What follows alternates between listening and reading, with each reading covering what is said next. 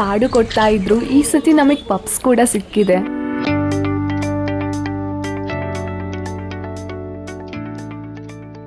Hello ಎಲ್ಲರಿಗೂ and welcome back to my vlog. ಇವತ್ತು ನಮಗೆ 2 ಸೆಲೆಬ್ರೇಷನ್ ಉಂಟು. ಒಂದು ಇಂಡಿಪೆಂಡೆನ್ಸ್ ಡೇ, ಇನ್ನೊಂದು ಮದರ್ ಮೇರಿಯದ್ದು ಫೀಸ್ಟ್. ಸೊ ನಮ್ಮ ಚರ್ಚಲ್ಲಿ ಇದನ್ನ ಸೆಲೆಬ್ರೇಷನ್ ಮಾಡ್ತಾ ಇದ್ದಾರೆ.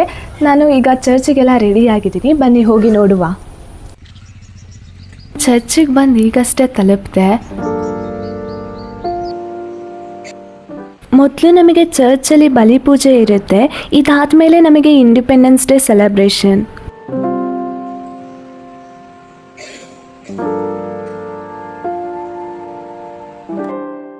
ಚರ್ಚಲ್ಲಿ ನಮ್ಮದು ಬಲಿ ಪೂಜೆ ಎಲ್ಲ ಮುಗೀತು. ಈಗ ಹೊರ್ಗಡೆ ಹೋಗಿ ನೋಡುವ ಹೇಗುಂಟು ಅಂತ.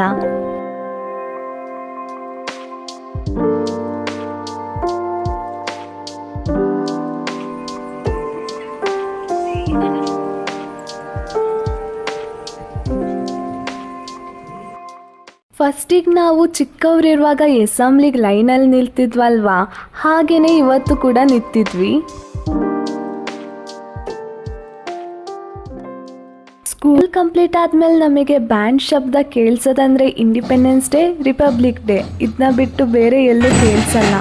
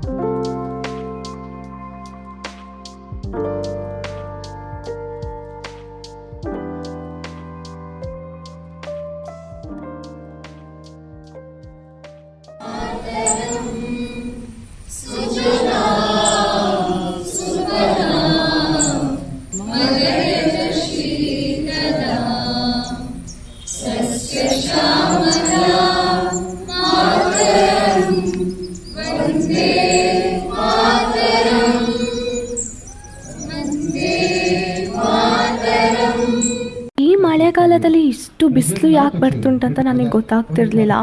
ನಿಲ್ಲಿಕ್ಕೇನೆ ಆಗ್ತಿರ್ಲಿಲ್ಲ ನನಗಂತೂ.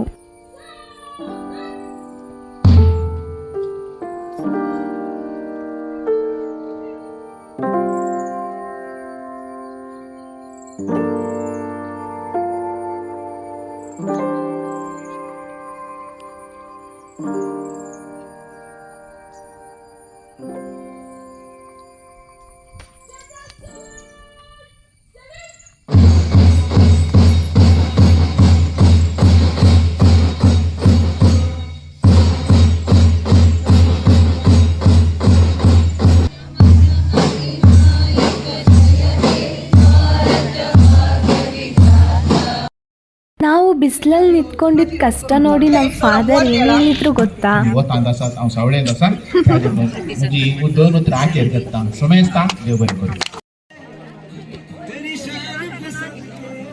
ಇಷ್ಟೊತ್ತು ಮಳೆ ಬಂದಿರಲಿಲ್ಲ, ಫಂಕ್ಷನ್ ಮುಗ್ದಾದ್ಮೇಲೆ ಮಳೆ ಬರ್ತಾ ಉಂಟು.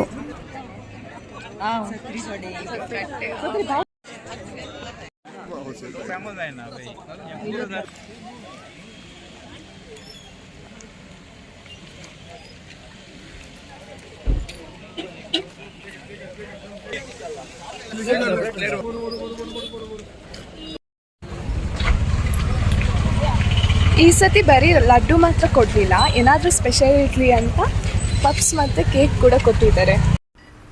ಇವತ್ತು ವ್ಲಾಗ್ನ ನಾನು ಇಲ್ಲಿಗೆ ಎಂಡ್ ಮಾಡ್ತಿದ್ದೀನಿ. ಹೊಸ್ದಾಗಿ ಯಾರಾದರೂ ನನ್ನ ನೋಡ್ತಾ ಇದ್ದರೆ ಸಬ್ಸ್ಕ್ರೈಬ್ ಮಾಡ್ಕೊಳ್ಳಿಕ್ಕೆ ಮರಿಬೇಡಿ. ಬಾಯ್ ಬಾಯ್, ಮುಂದಿನ ವ್ಲಾಗಲ್ಲಿ ಸಿಗುವ.